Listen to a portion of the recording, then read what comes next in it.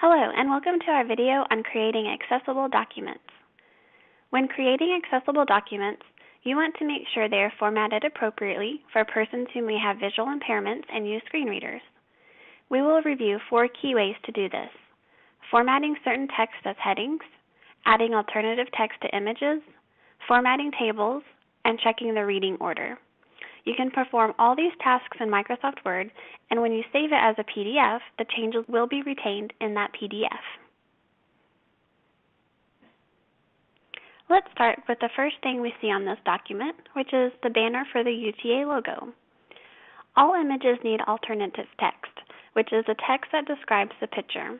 In this case, it doesn't have to be very detailed because it is just a logo. So we'll select the picture. You'll right-click on it and go to Format Picture. And you'll either get a pop-up or you'll get this box over to the right. You'll navigate to where there's the part for alt text. You can add the title, which you can just add as UTA logo. And in the description, you could be a little bit more descriptive. We might say blue banner with UTA logo. And that's it. Now let's move on to formatting text as headings. This is important because screen readers allow users to tab through the headings to more quickly find the information they need. We can easily do this with styles. One important thing to note is that the title style does not transfer as title to PDF. It transfers as paragraph text. So remember to only use the heading styles. So to do this, we're going to select the text that we want to format, and you'll just simply click the heading that you want. In this case, I'm clicking heading 1. And we'll do this for everything that should be formatted as a heading. We'll just go through highlighting and clicking that heading 1 style.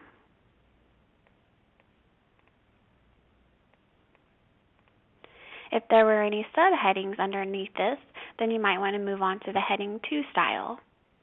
You can always format the heading styles to match what you would like. For instance, say we did not want the headings to be blue, we wanted them to be black text.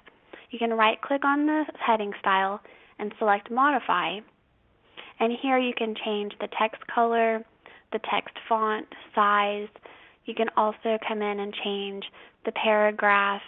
Everything that you can change normally, you can change here and save, and it would reflect on all of the things you had already tagged as heading 1.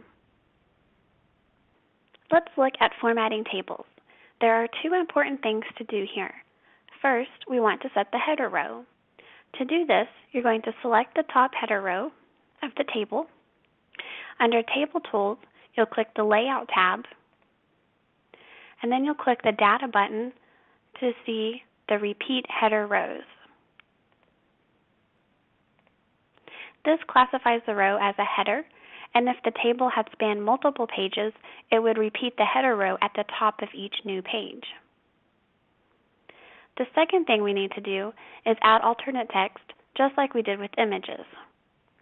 You'll select the entire table, right-click it, and select Table Properties. Then we'll go to the Alt Text tab, which is already selected here, and we'll add a title and a description. For the title, we could enter Evaluation Grading Policy. And for the description, we could put, this table outlines the percent of the overall grade for each course component that will be graded. And then click OK. The last thing we will look at is the reading order. The reading order tells the screen reader in what order to read text on the screen. This usually doesn't need editing in Word, but it's very important to check in PowerPoint when multiple text boxes are used. To view the reading order, you can go to View, and in the Show section, choose Navigation Pane.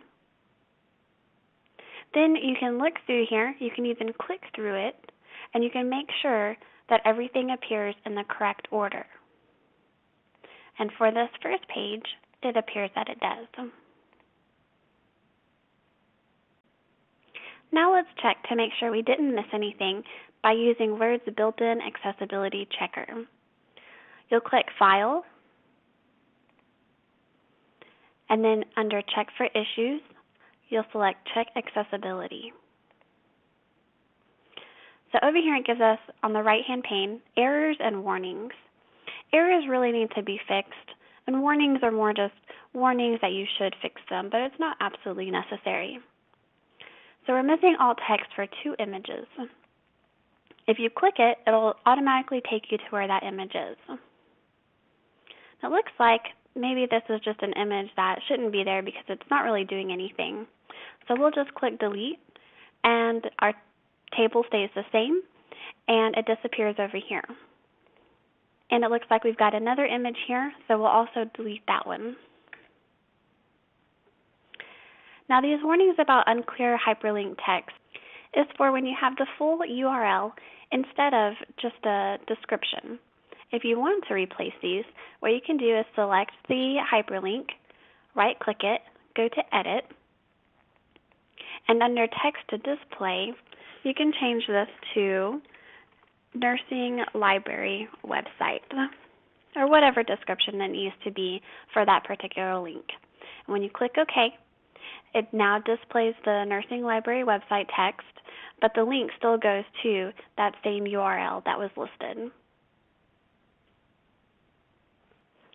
We are now ready to save this Word document as a PDF. So we'll do File, Save As, and we'll select PDF.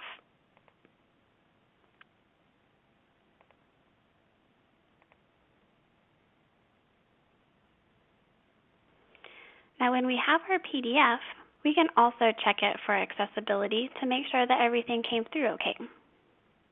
Here we'll go to View, Tools, and Accessibility.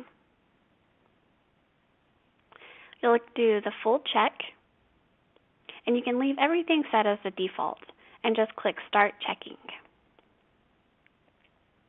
And it's telling us the checker found no problems in this document. If it had, it would come over here and it would give us a list similar to how it had given us in Word.